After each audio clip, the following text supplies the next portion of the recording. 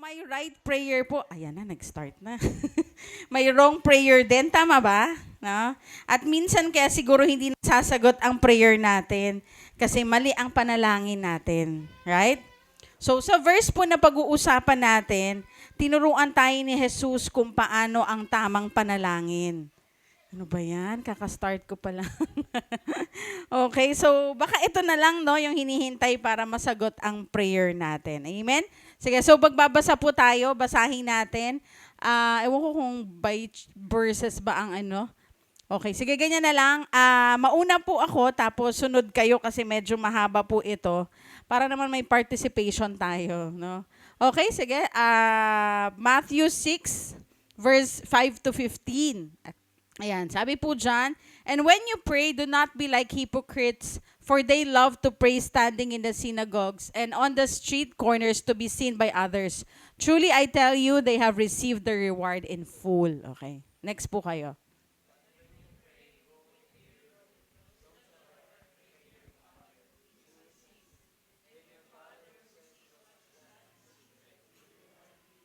Okay, verse 7, "And when you pray, do not keep on babbling like pagans, for they think they will be heard because of their many words. Do not be like them, for your Father knows what you need before you ask Him." Verse 9.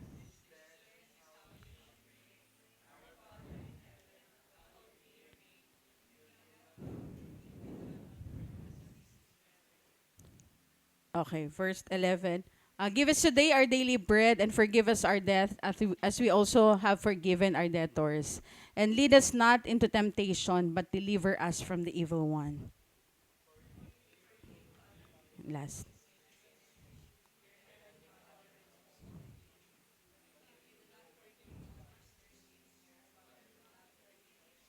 Okay, thank you po sa pagbabasa. Sige, let's pray. Father, we thank you so much for today. Maraming salamat, Panginoon, continue to be with us. Open our eyes, Lord God, as we study your word, Lord. Alam ko, Panginoon, iba-iba man po kami ng sitwasyon, pero Lord, alam ko na ang salita mo, Panginoon, ay kayang magsalita sa bawat sitwasyon po namin, Ama. Lord, ikaw pong manguna, Lord, and we worship you, we bless you, bless this Lord, word, Lord God. Jesus' name, amen. Okay, so, how to pray. Ang title po pala natin, no? Hindi ko pala nasabi. Praying the right prayer. Yan, okay? Praying the right prayer. So, ang tanong ngayon, okay, is how to pray the right prayer. So, pag-uusapan po natin about, according to this verse. Okay po ba? So, according to this verse, how to pray the right prayer. Okay? Wait lang, bilis ha. Okay, no? So, mabilis kasi sabi niya. So, nag-ano lang siya. Number 1. Okay, sabi dyan, number 1, pray to God, not to people. Ayan, no? Pray to God, not to people. Ayan, sabi po sa verse 5 and 6, "And when you pray, do not be like the hypocrites, for they love to pray standing in the synagogues and on the street corners to be seen by others. Truly, I tell you, they have received their reward in full. But when you pray, go into your room, close the door, and pray to your Father who is unseen. Then your Father who sees what is done in secret will reward you." So, the real purpose po of prayer is communicating to God privately. Tama po ba? 'Di ba? Wala naman pong masama sa public prayer. Gaya po nito, no, ang ginagawa po natin sa prayer works. Pero kahit na sa public tayo nagpipray, pray to God, not to impress people. Amen? Okay? Ay, may bisitang ano ngayon, dapat maganda yung prayer ko, ganyan. Diba? Hindi, diba? Kahit saan ka mag-pray, dapat gandahan mo yung prayer mo kasi kakausapin mo si Lord eh. Amen? Okay, kung pwedeng isulat mo, diba? Pwede. Amen? Okay? Wag naman din tayong nagpi-pray sa public, pero sa totoo lang, wala ka ng private prayer. Okay? Hindi ko naman po sinasabing hindi maganda, no? Attend ka ng prayer works. Pero attend, pero wala ka ng private life. I mean, private prayer. 'Di ba? So, yung mga ganyang pakitang tao lang daw, hypocrite. Amen. So, sa verse na ito, yung mga hypocrites, 'di ba, pumupunta daw sa nakikita ng tao. No, yun nga, para makita sila at masabing nananalangin. At masabing, ay grabe naman yung prayer life niya, matindi. Ganyan, no? Pero pag ganyan, pinapakita mo sa tao, sabi dito, na-receive mo na daw yung reward mo. Okay? Pag ganyan ginagawa mo, na-receive mo na yung reward mo, wala na. Amen? Pero pag nagpipray ka sa Ama, hindi sa tao, wala ka mang recognition na matatanggap sa tao, pero matindi naman dahil ang Ama mismo ang magbibigay ng reward sa'yo. Amen? Hindi ko po sinasabing mali ang mag-pray in public. So, ang sinasabi po dito, no, yung motibo natin. Amen? Are you praying to God or to people? Hala, grabe. Okay? So, minsan, pinagpipray tayo sa public. May ganun din, di ba? Pero minsan, anong ginagawa natin, no? Ayaw natin.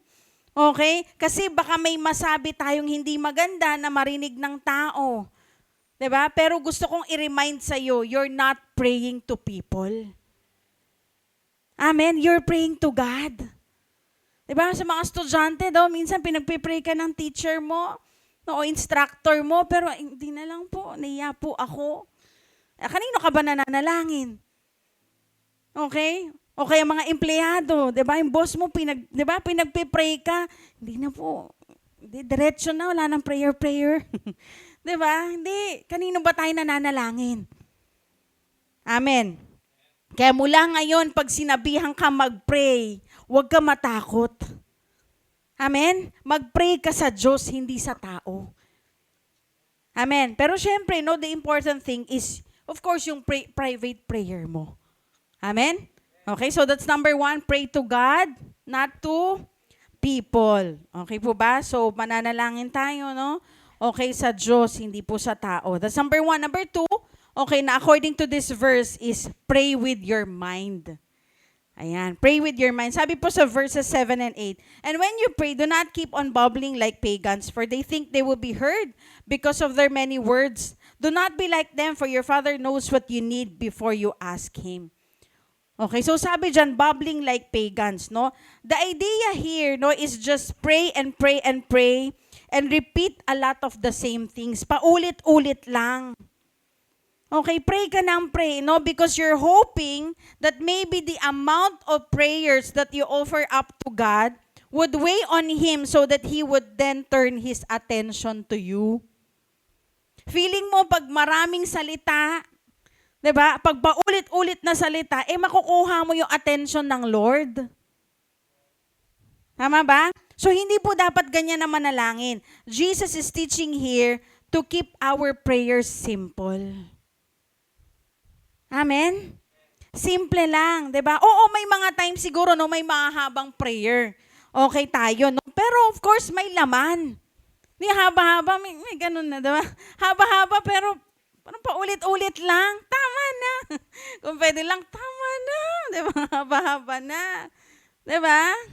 Amen. Andiyan ba kayo? Parang mas gusto yung mahaba. Okay lang. Okay lang naman diba? Pero pag paulit-ulit, diba? Ikaw din, diba? Pag paulit-ulit na sinasabihan ka, nakakasawa, diba? Oo na, eto na. Gagawin ko na, ganyan, diba? So, nakakainis, diba? Pag paulit-ulit. Amen. And minsan tayo ganun. Kasi wala, di ba? Minsan parang, alam mo minsan, no, pag magpipray tayo, especially pag madaling araw, okay lang po na himasmasan mo muna yung utak mo. Kasi minsan tayo pray agad, kaya hindi mo naiintindihan kung ano sinasabi mo. Tama ba? Tapos mamaya biglang tulog ka na. Asan na ako? Ano nga? Di ba? Ganun po ako nung una. Akala ko kasi syempre, banal tayo. So, syempre, unahin mo si Lord before anything else. Di ba? Before ka magmumog, feeling ko talaga, ay, grabe. Pagka ganun ko, tapos, pero after that, tulog na ako. Tapos, hanggang sa, syempre, no, nagbabasa tayo, ganyan, hanggang sa, ay, kailangan pala, okay lang pala, no, na magkape-kape muna. Okay, para magising ka. Tama ba? Kasi, di ba, ganun nga, no? Di ba, ang sarap kausap yung taong may laman kausap? Tama? Hindi yung paulit-ulit na lang, kung pwede na lang, di ba? May inis ka na. Hindi mo na siya kakausapin sa susunod. Tama ba?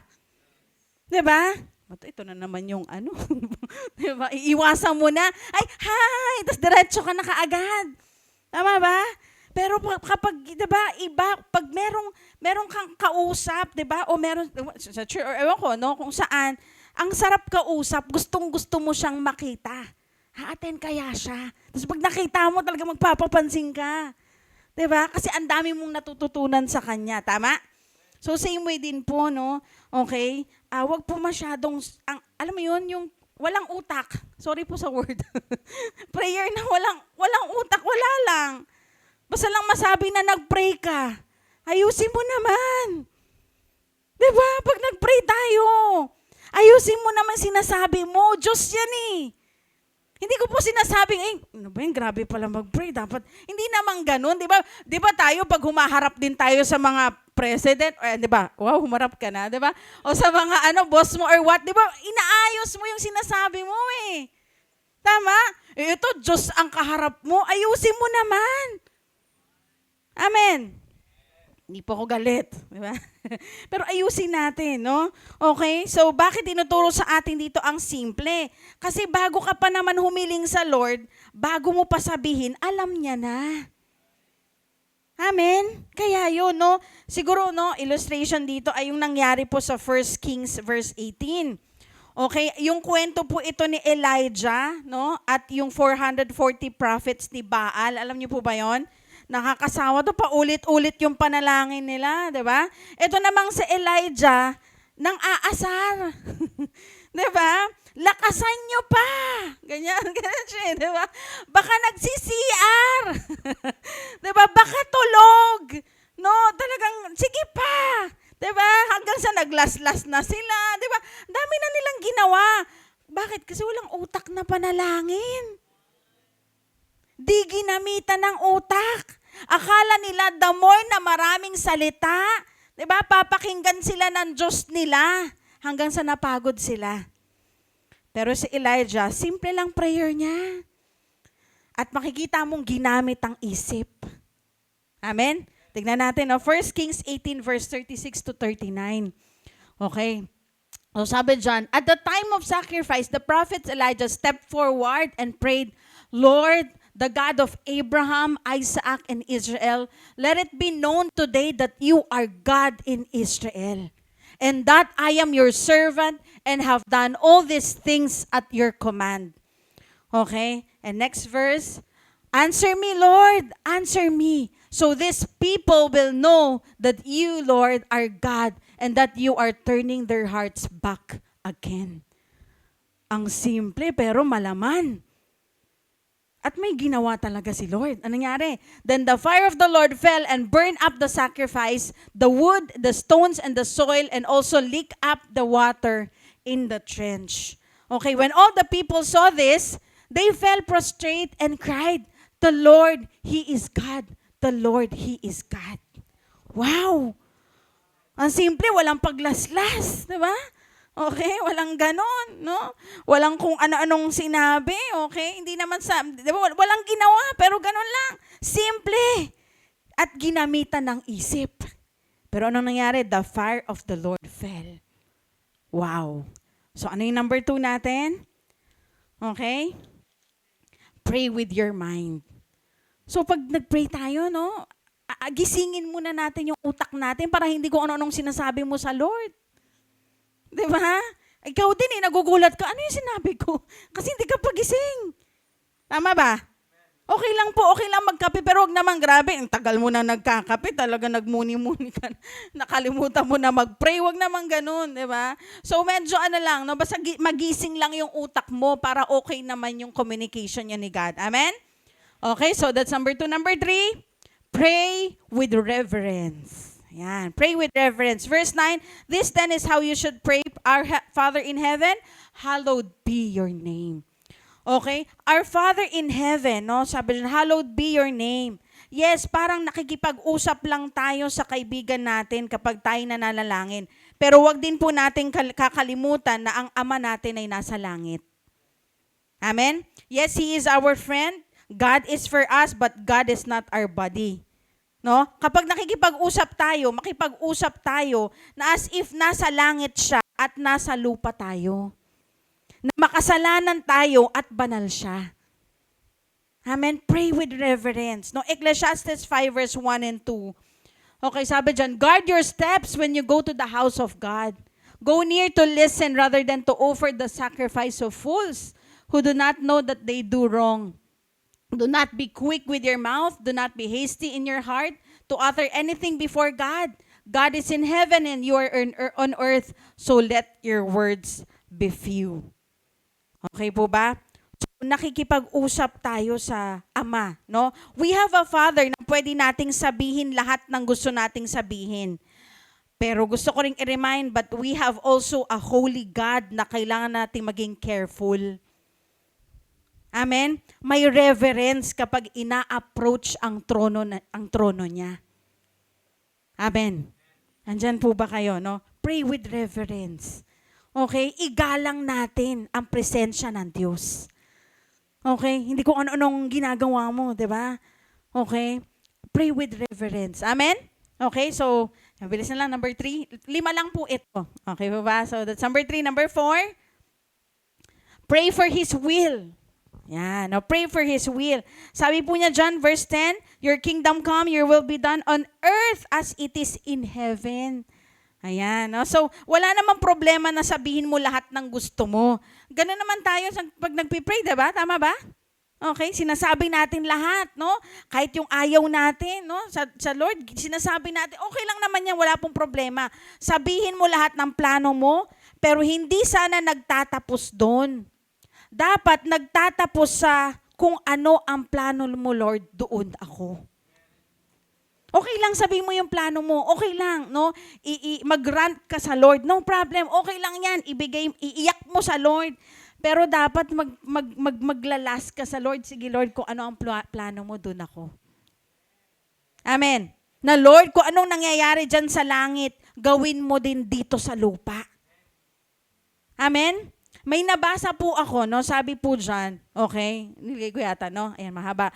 Prayer is not first and foremost an exercise to vindicate disciples' causes, meet the disciples' needs, fill the disciples' desires, or solve the disciples' problems. Rather, one's priority must be the promotion of God's reputation, the advancement of God's rule, and the performance of God's will. So these 3 petitions are essentially one expression of burning desire to see the Father honored on earth as He is already in heaven. Okay, naintindihan po ba yan? Mahaba, no? Pero hindi masama na sabihin ang gusto natin. Amen? You can still pray a specific prayer, no? Whatever you want to say, no, your desire, gaya ng ginawa ni Jesus sa Garden of Gethsemane. Tama ba? Bago siya ipako sa krus, no? Father, I desire that you take this cup from me. Lord, kung pwede ba, wag na. Pero lumiko siya. Nevertheless, not my will, but yours be done. Sorry. Ayan, medyo umano yung... Excuse. Okay. So, yun po, no? May ganun din po si Jesus, no? Nag-pray din siya. Pinag-pray din po niya yung gusto niya. 'Di ba? Pero sinabi din po niya na, Lord, let your will be done. Amen? Excuse. So, silabi lang niya yung will niya nung moment na yan, pero alam niya na mas the best pa rin ang will ng Ama. Amen. Alam niya po yun. So, dapat po ganito ang prayer natin. Lord, gusto ko to. Pero alam ko, mas alam mo ang the best para sa akin. So our prayer, I pray that your will supersede mine. And I pray for a heart that will gladly accept it because you're God and I'm not. Yan, dapat ganun yung prayer natin. Amen? Okay po ba? Okay lang sabihin, ha? Okay, so hindi ko po inaano yung prayer nyo dito, no? Pero okay lang yan, walang problema, no? Okay, kasi kailangan sabihin din natin lahat Diyos yan 'Di ba? Pero magtatapos tayo sa, alam mo yun, no, Lord, pero kung hindi ito yung will mo, Lord, sige, susunod ako. Kasi hindi ako Diyos. Ikaw ang Diyos at alam mo lahat ng nangyayari. Amen? Sige, thank you. Ayan, may ano.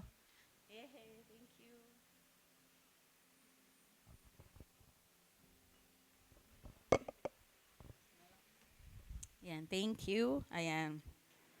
Saan na tayo? Ayan, that's number 4 and last. Yeah, last na tayo.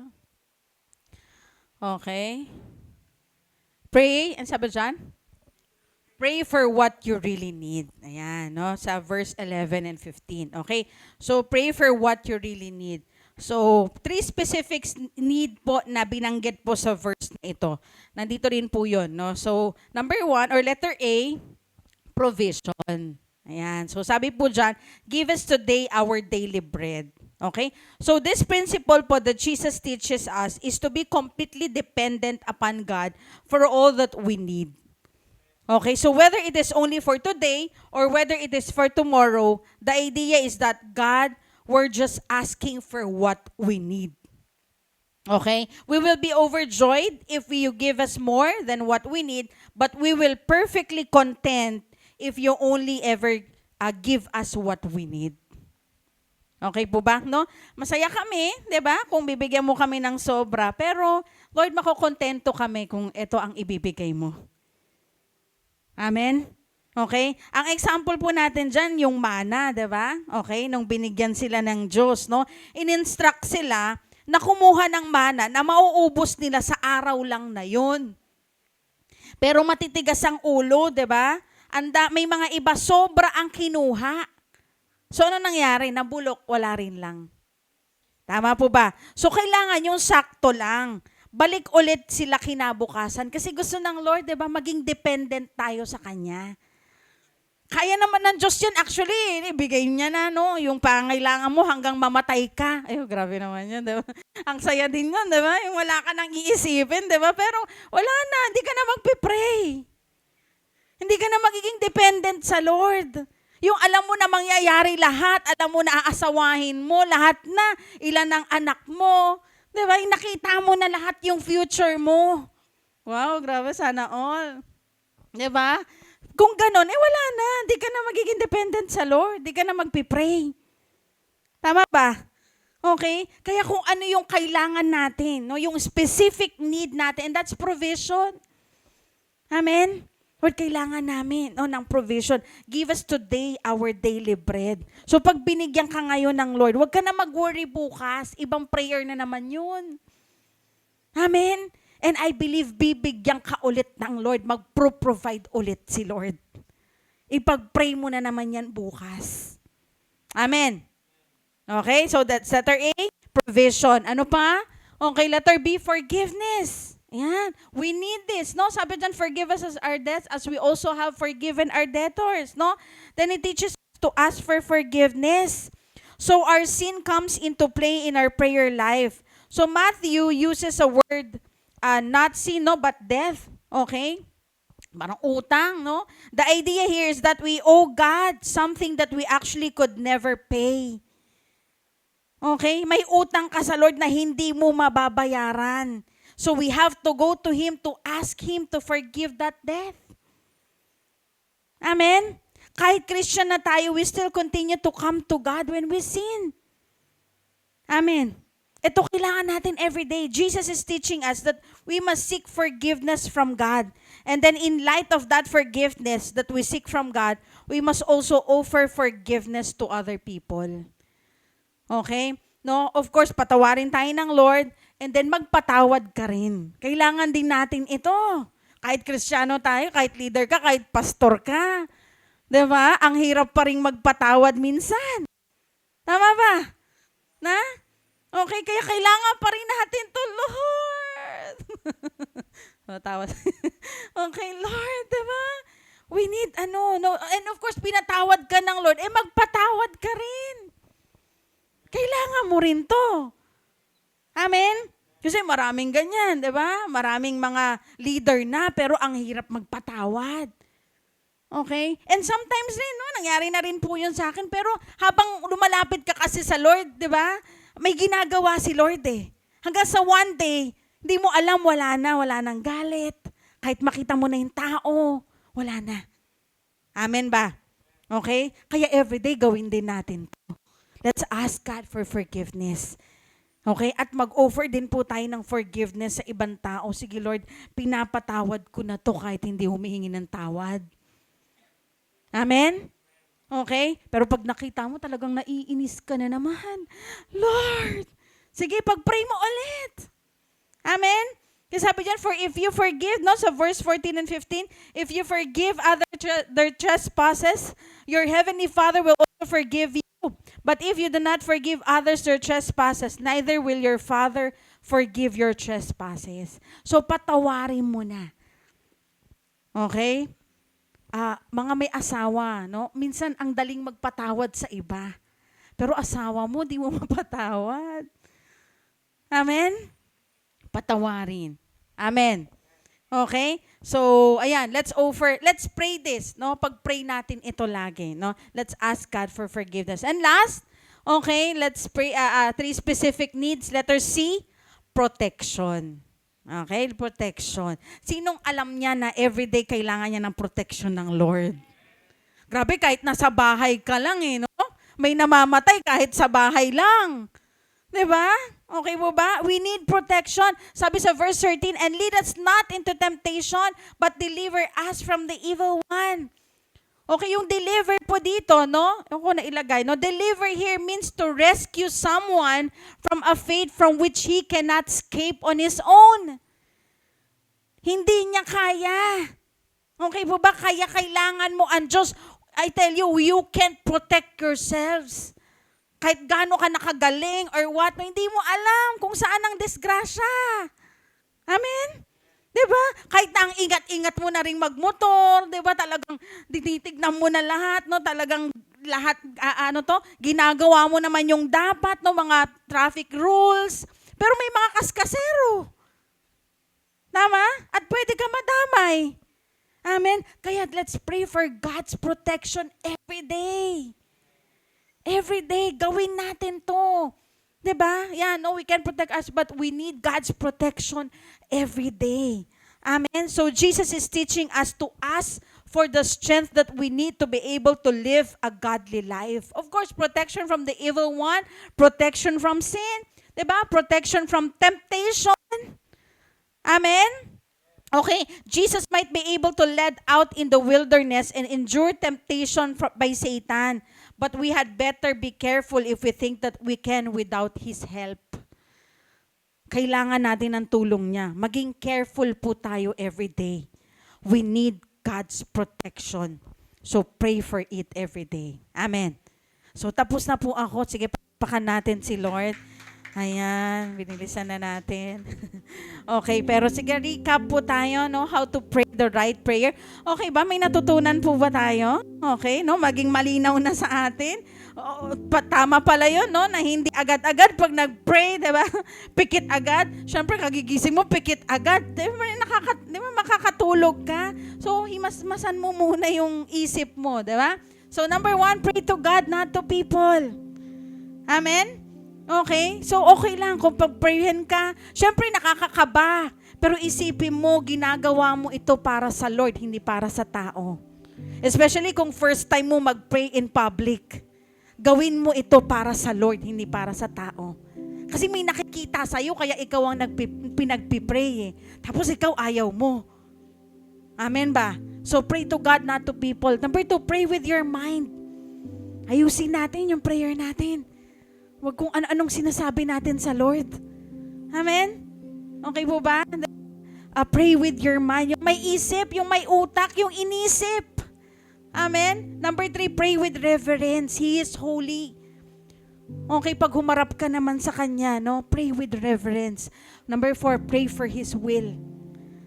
Okay lang po sabihin mo yung gusto mo. Pero i-end mo lang, sige Lord, kung anong gusto mo. Doon po ako. Then last, pray for what you really need. Ano nga ba yung kailangan mo?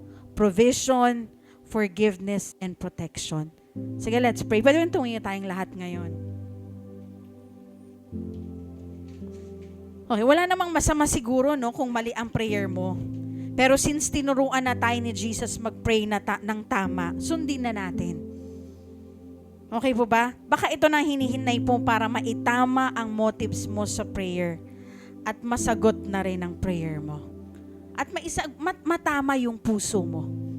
Okay? Hindi lang siguro basta masagot lang yung prayer natin, pero maitama yung motibo natin, yung prayer natin. Okay? Father, right now, Lord, maraming salamat, Panginoon, sa tinuro mo sa amin. Lord, sa oras na ito, patawarin mo po kami, Panginoon, na Lord, ilang beses nananalangin po kami. Wala namang masama kung iba-iba ang panalangin namin, pero Lord, ngayon na tinuruan na po kami ng tamang panalangin. Help us, Lord God. Turuan mo kami, Panginoon, na gawin ito ng tama, Lord God. Lord, help us to pray, Lord God, hindi para i-impress ang tao. Forgive us, Lord, kung, Lord, yun ang nasa isip namin, Panginoon, baka hindi nila tanggapin o baka kung anong sabihin nila sa prayer namin, pero tulungan mo kami, Panginoon, na manalangin, Lord God, para sa inyo, hindi para sa tao. And Lord, tulungan mo rin din po kami ayusin, Lord God, ang mga sinasabi po namin. Lord, forgive us, Lord, kung paulit-ulit yung mga nasasabi po namin. Gaya, Panginoon, pag may kausap po kami, naiinis po kami. Lord God, Lord, pero hindi namin namamalayan, ginagawa rin pala namin sa inyo. Forgive us, Lord. Patawarin mo kami, Panginoon. And even, Lord, tulungan mo kami, Panginoon, to pray with reverence, Lord God. Help us, Lord God, to respect your presence, Lord God. Irespeto namin, Panginoon, ang pangalan mo, Lord God. Irespeto namin, Panginoon, ang presensya mo, Ama. And Lord, we also pray for your will to be done, Lord God, on earth, and for your will to be done in our lives, Lord God. Hindi kami magtatampo, Panginoon, kung hindi nangyari ang plano namin, dahil alam po namin mas the best ang plano mo, Lord God. And Lord, even Lord, sa pangangailangan po namin araw-araw, Lord, ang provision, forgiveness, and protection, Lord. I pray for everyone, Lord God. Maalala po namin ito, Lord God. We need this every day, Lord. Tulungan mo kami, Panginoon, na umasa sa iyo every day, Lord God. Lord, kung hindi mo man ibigay, Lord God, ang provision ng isang buwan, kung everyday, Panginoon, Lord, help us to be dependent on you, Lord God. Even forgiveness, God. Lord, help us, Lord God, to forgive other people as you forgive us, Lord. And even protection. Lord God, maraming salamat. Protektahan mo ang bawat isa. Lord, we can't protect ourselves, Lord God. Lord, ang dami pong pwedeng mangyari, Panginoon. Ang daming disgrasya, ang dami naming nababalitaan, Panginoon. Lord God, na mga nangyayari kahit saan, kahit nakaupo lang or what, Panginoon. So Father, right now, we pray for protection upon our lives, Lord God. Upon every family right now, I pray for protection, Lord. Sa mga work din po nila, sa bahay nila, Panginoon. Mga bata, Panginoon, na pumapasok, Lord God, sa school, Lord God, nagtatrabaho, mga may business, Panginoon. Mga may sasakyan, Panginoon. Lord God, motor man yan, four wheels, Lord God, o ano man yan, tricycle, Lord. Lord, we ask for your protection every day, Lord God. Father, we thank you so much. Maraming salamat, Panginoon. Lord, we give you all the glory, all the praises in Jesus' name.